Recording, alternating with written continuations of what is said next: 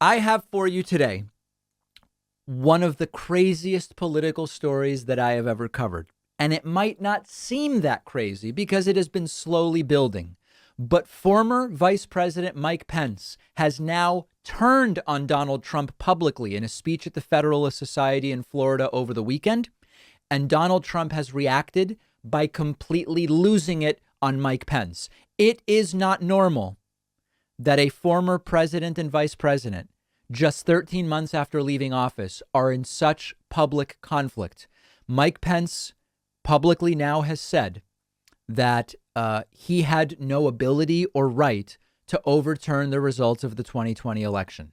And Trump doesn't like that because Trump wanted Pence to steal the election. This is part of the growing civil war in the Republican Party. And let me tell you clearly and directly, this is not normal. It is not normal for a president and a vice president to have such major public disagreement so quickly after leaving office. And it is not over something minor. This is something major. The ex-president says he won, and the vice president could have flipped the results. The ex-vice president says we didn't win, and I have no right to change the results. This is a disagreement as big as anybody could imagine, dealing with the most fundamental and crucial elements of how our democracy is supposed to work.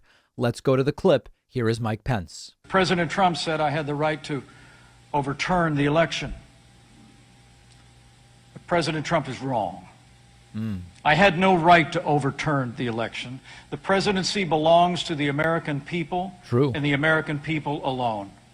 And frankly, there is no idea more un-American than the notion that any one person could choose the American president. Under the Constitution, I had no right to change the outcome of our election. And Kamala Harris will have no right to overturn the election when we beat them in 2024. All right. Well, listen, maybe, but Pence is correct in what he is saying there. And Donald Trump very quickly completely triggered, putting out a statement saying, quote, just saw Mike Pence's statement on the fact that he had no right to do anything with respect to the electoral vote count other than being an automatic conveyor belt for the old crow Mitch McConnell to get Biden elected president as quickly as possible. That was one sentence. Well, the vice president's position is not an automatic conveyor if obvious signs of voter fraud or irregularities exist. That's why the Democrats and rhinos are working feverishly.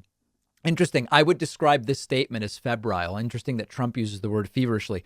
Working feverishly together to change the very law that Mike Pence and his unwitting advisors used on January 6th to say he had no choice. The reason they want it changed is because they now say they don't want the vice president to have the right to ensure an honest vote.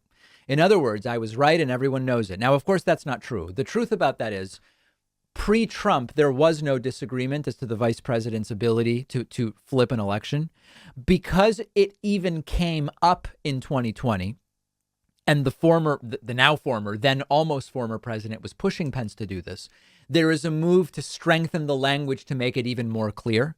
But the vice president does not have the opportunity or ability to change election results. Trump lastly says, in other words, I was right and everyone knows it. If there is fraud or large scale irregularities, it would have been appropriate to send those votes back to the legislatures to figure it out. The Dems and rhinos want to take that right away. A great opportunity lost, but not forever. In the meantime, our country is going to hell. Folks, this is not normal. This really is kind of like an end of days type situation, which hopefully just won't actually lead to the end of days. That's the hope that this is just, okay, yeah, this is crazy.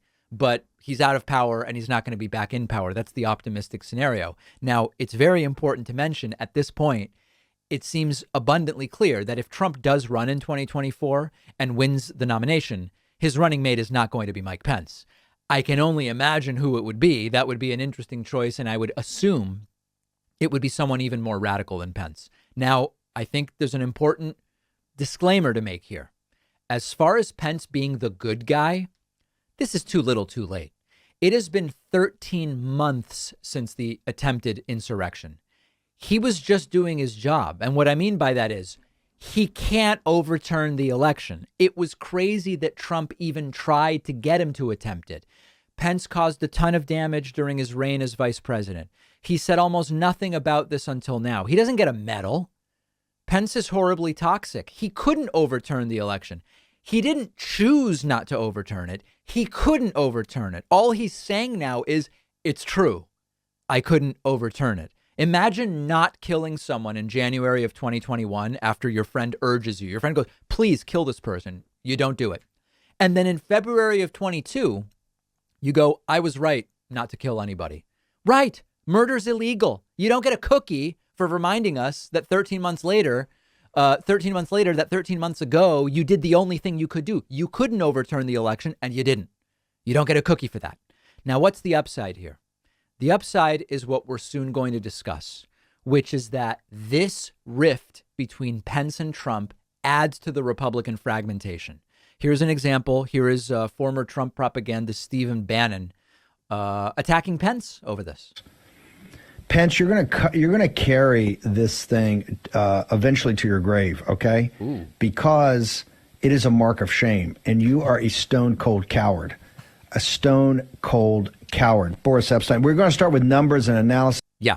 So Pence could have done nothing else. The only thing Pence could do was not try to overturn the election because he does not have the right or the power to overturn the election. It was the law. It was the Constitution, but it's furthering the rift within the Republican Party. And I argue that that is a very good thing. One of our sponsors is Established Titles. If you're looking for a perfect last-minute Valentine's Day gift, check this out. It's funny, it's unique, and they're supporting a great cause. Established Titles is a project based on the historic Scottish custom where landowners are called lords and ladies. And so Established Titles lets you ceremonially buy as little as 1 square foot of dedicated land in Aberdeenshire, Scotland, so that you can call yourself a lord or lady. You get an official certificate with a crest. They let you see exactly where your spot is located. But in return for each one sold, Established Titles will plant a tree to protect the beautiful, pristine woodlands of Scotland.